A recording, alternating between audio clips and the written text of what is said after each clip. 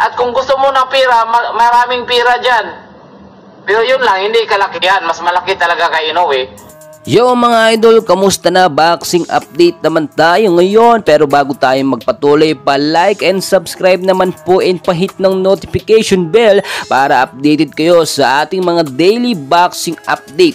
Casimero Cuadro Alas, angas ng Pinas, ni Real Talk nga po itong si Marlon Tapales. Sinabihan pa ngang aso, white dog, mukhang pera at tae dahil nga po sa naging talo niya dito kina Oya Inoue. Alam daw po kasi ni Tapales, manalo or matalo siya dito kay Inoue, makakakuha po siya ng malaking pera. Simulat sa pool pa nga lang daw, alam na talaga ni Marlon Tapales na hindi siya mananalo dito kay na Oya Inoue. Kaya naman very obvious yung naging laban, no? Puro pasuntok lang ang ginagawa ni Marlon Tapales. At nakita nyo naman talagang may usapan itong magkabilang kampo na ito, Tapales at Inoue, na parang ganoon ang mangyayari. Kasi kung totoo talagang hindi ibinenta yung laban, no, dapat kahit papaano nakapalag itong si Marlon Tapales. May mga laban po kasi si Marlon Tapales na nakita naman natin hindi ganun ang kanyang performance.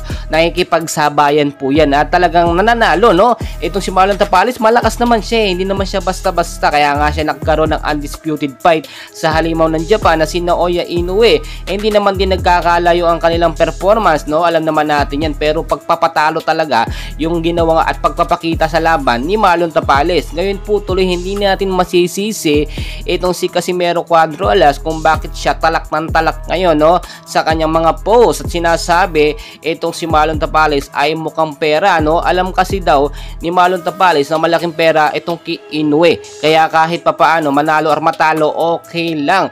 Pero nasira po at nawala ang dangal ng ating mga boksingero kapag ganito ang nangyayari. Parang ibinenta tuloy, no, ni Marlon Tapales yung laban dito sa Japan, no? Siyempre karangalan po ng bansang Pilipinas natin yan. Ngayon po tuloy marami nagsasabi dahil nga daw po alam na ng kampo ni Marlon Tapales na magkakaroon ng laban itong si Casimero Cuadro Alas, do hindi pa naman ina-announce kung kailan, no, ay nagagalaitin ngayon itong kampo ni Marlon Tapales, no, na laging tinitira ni Casimero Cuadro Alas. Wala naman tayong magagawa dahil siyempre si Alas, no, napansin niya mismo at pinanood niya ng live yung naging laban. Boksingero si Alas alam na alam niya kung binibenta yung laban, kung puro depensa lang or totoong laban talaga, alam na alam niya. Ngayon po sa Manny Pacquiao Boxing Promotion ay nakikiusap, no, ang ilang mga fans nitong si Casimero Cuadro Alas na paglabanin na lang itong dalawa. Kung sino po ang magaling sa kanila, yun talaga magpapatunay, no, na may laban itong si Casimero Cuadro Alas dito kay Naoya Inoue.